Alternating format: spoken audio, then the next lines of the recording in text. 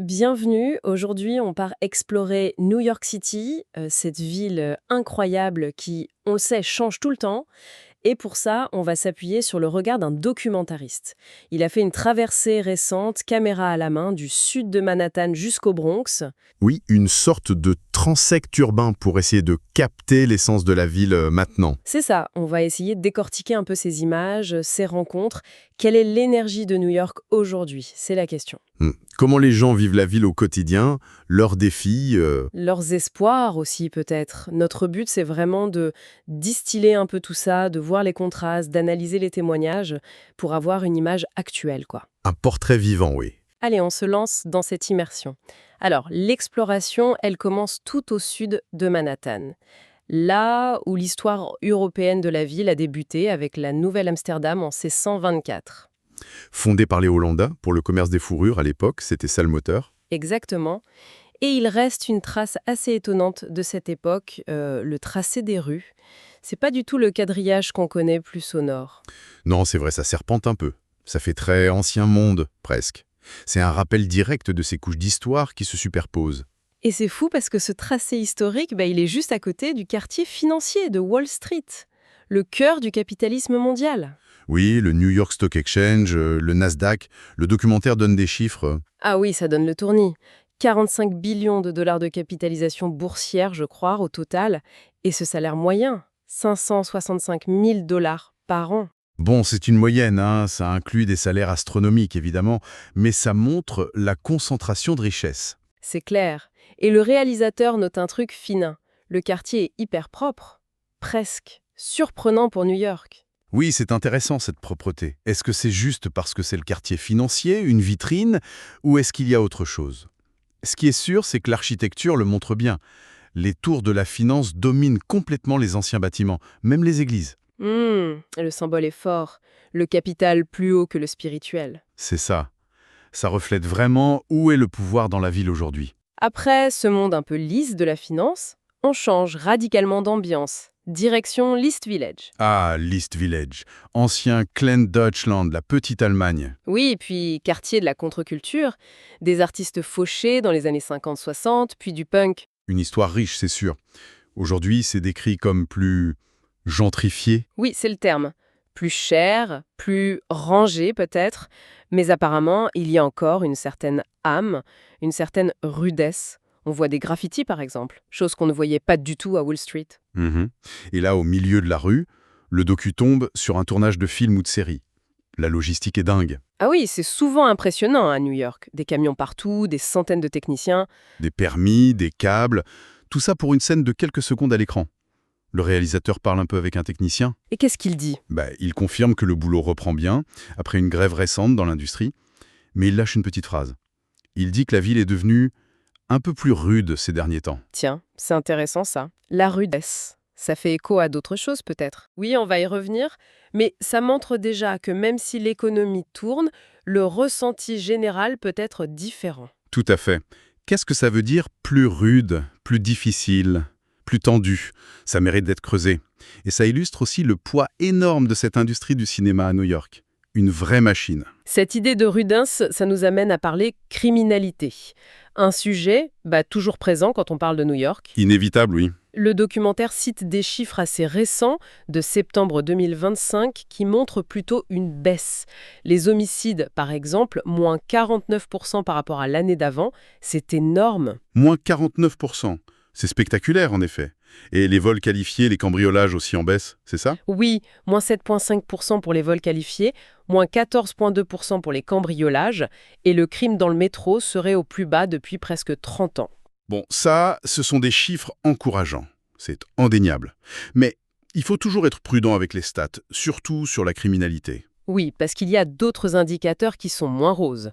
Les viols signalés seraient en hausse de 33%. Ah ouais, quand même. Et surtout, il y a ce chiffre qui fait froid dans le dos. Entre 2018 et 2024, le nombre de tireurs mineurs dans des fusillades aurait augmenté de 200%. Plus 200%, c'est effrayant. Ça nuance terriblement le tableau d'ensemble. La violence des jeunes, et avec des armes à feu, c'est un problème majeur. Clairement. Et puis, il y a la question de comment on compte. Le docu rappelle l'exemple de San Francisco où des changements de classification avaient fait baisser artificiellement certains chiffres. Sans dire que c'est le cas ici, ça invite à regarder au-delà des gros titres. Tout à fait. D'ailleurs, sur le terrain, le réalisateur filme des personnes sans abri, des gens visiblement en souffrance psychique. Il y a cette scène d'un homme qui tape sur des panneaux dans la rue. Des scènes qu'on voit dans beaucoup de grandes villes américaines, malheureusement. Oui, même s'il note que c'est peut-être moins concentré qu'à Los Angeles, par exemple. Et puis, il y a ce garde de sécurité qui témoigne, mais sans être filmé, car il est en uniforme. Il parle de vol à l'étalage constant dans son magasin. Voilà. Les chiffres globaux peuvent baisser, mais le sentiment d'insécurité ou la petite délinquance du quotidien, ça peut rester très présent pour les gens. La perception, c'est autre chose que la statistique brute.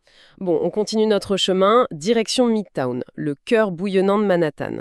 On passe par Union Square, puis Bryant Park. Ah, Bryant Park. Décrit comme une oasis de calme. J'ai bien aimé cette description.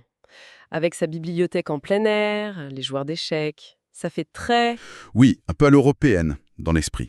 C'est un bel exemple d'espace public réussi, qui offre une vraie respiration. Et le contraste est violent quand on arrive juste après à Times Square. Ah bah oui, forcément. La carte postale puissance 1000, quoi. Surtout pour les touristes.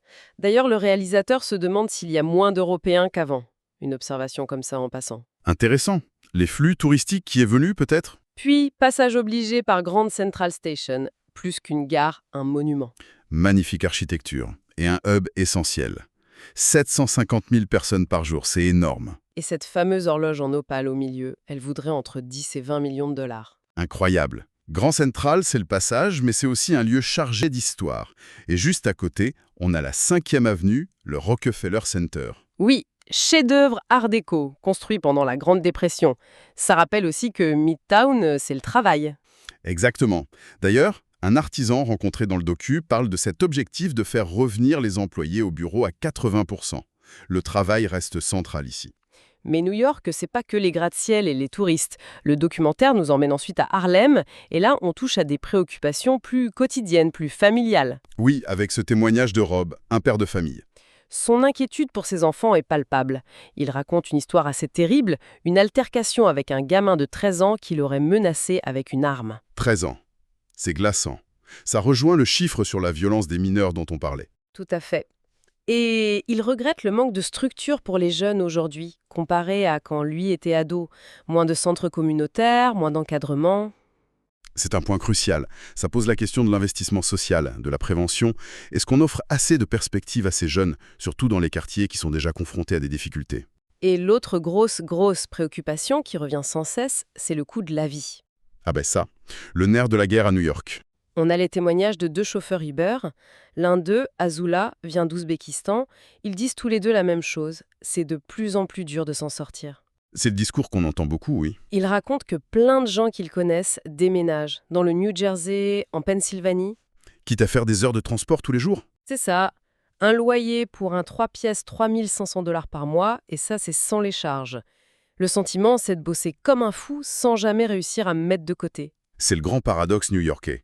Une ville hyper dynamique qui attire, mais qui use financièrement une bonne partie de ses habitants. Mais alors pourquoi rester ? Justement, un des chauffeurs donne une piste intéressante.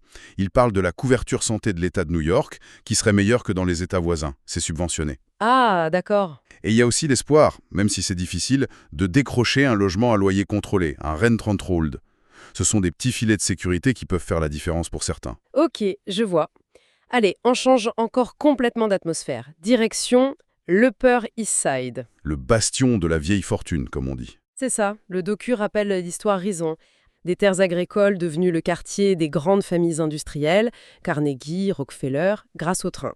Puis les grands immeubles d'appartements de luxe. Une ambiance beaucoup plus calme, feutrée, réputée très sûre. Et hors de prix, évidemment. On parle de millions de dollars pour un petit pied-à-terre. Un autre monde, clairement.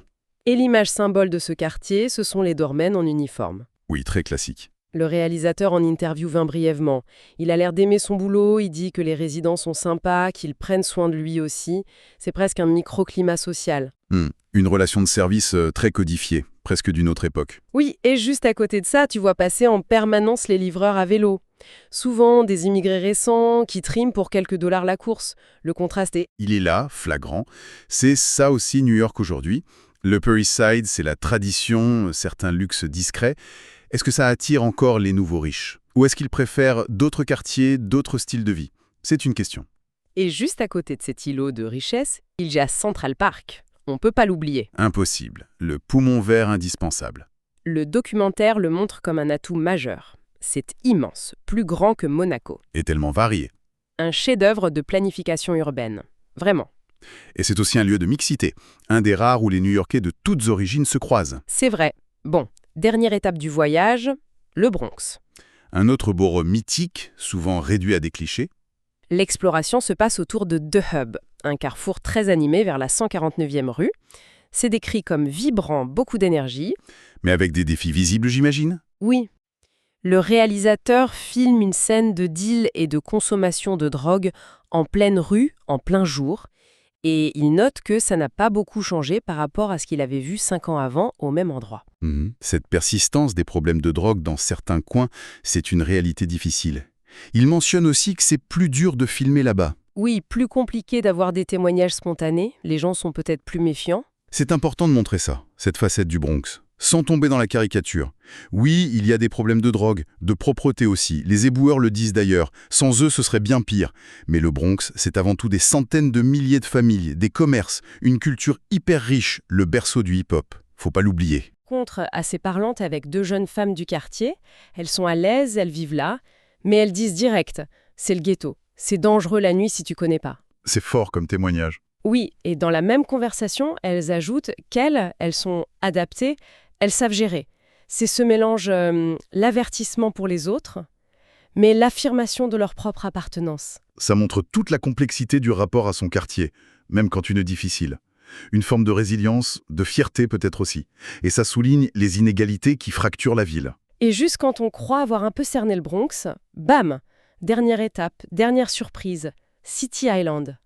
City Island, la pépite méconnue. Le réalisateur est scotché. C'est toujours le Bronx sur le papier, mais on se croirait en Nouvelle-Angleterre. C'est exactement ça. Un petit port de pêche, l'air marin, des maisons avec des clôtures blanches. Le calme absolu. Rien à voir avec le hub. C'est lié à la construction navale, aux huîtres, apparemment. Une enclave. C'est la meilleure illustration qu'on ne peut pas résumer New York, ni même un seul borough, à une seule image. La diversité est folle. City Island, c'est un peu une capsule temporelle, préservée par son relatif isolement. C'est fascinant. Bon, alors au final, qu'est-ce qu'on retient de cette traversée Oé? Le réalisateur donne quelques impressions. Oui, D'abord, le sentiment que la ville a quand même retrouvé beaucoup de son énergie d'avant Covid. Ça bouge, sa vie.